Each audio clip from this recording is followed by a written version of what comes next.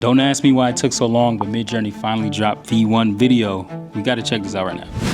Now, the good thing is you don't have to just use the Midjourney images that you get.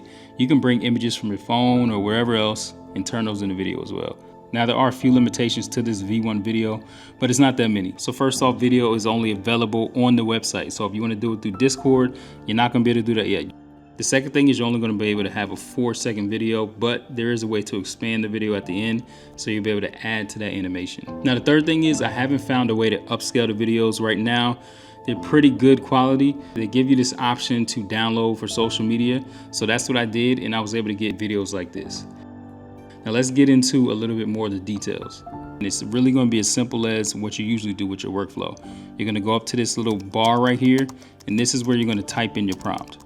Once you like the prompt that you have, you're just going to hit enter, and it's going to give you an image just like usual. But now if I hover over this image, you're going to see this option to animate. So you can click animate from here, and it's just going to make a short video for you. But I suggest actually clicking on the image and then animating from inside that little mini editor. Now, once you click on the video, it's going to give you a few more options. And right here on the right, you're going to see something that says animate image. It's like this whole new section right here. You have these low motion animations, and that's going to be more like smooth, just chill animations that don't need a lot of movement. And then you're going to also have high motion. High motion is a little different because it's going to allow you to add a little bit more vibe and a little bit more energy to the video. So something like this. But what you're going to notice right here is you see a manual and an auto. So auto is going to do exactly what it sounds like, and Midjourney is going to do the animation for you. But if you hit manual, it's going to allow you to edit the prompt, and you're going to add in the different type of motion that you want to see.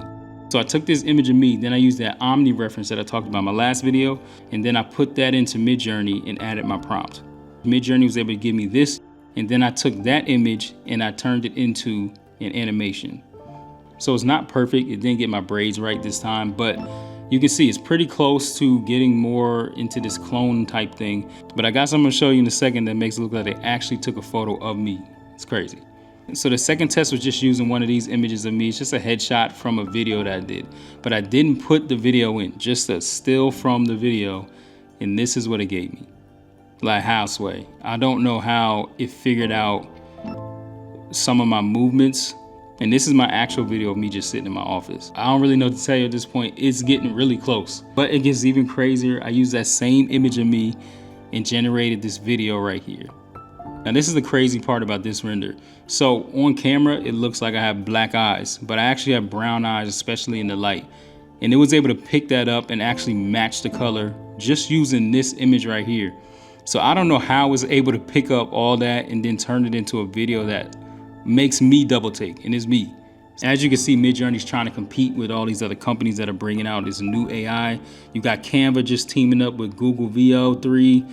You got a bunch of different things going on right now. I think their advantage is that Midjourney already makes really good images. So now if you could just add animation to that, you're adding a whole new feature, and this is just V1, like I was just saying. Now on the home page, there is a tab for video versus text. I'm gonna leave some on the screen right now as I end this video, just as my first impressions of Midjourney video number 1, version 1, whatever you wanna call it. It's looking fire so far, and it's keeping up with everybody else that's doing all this video stuff.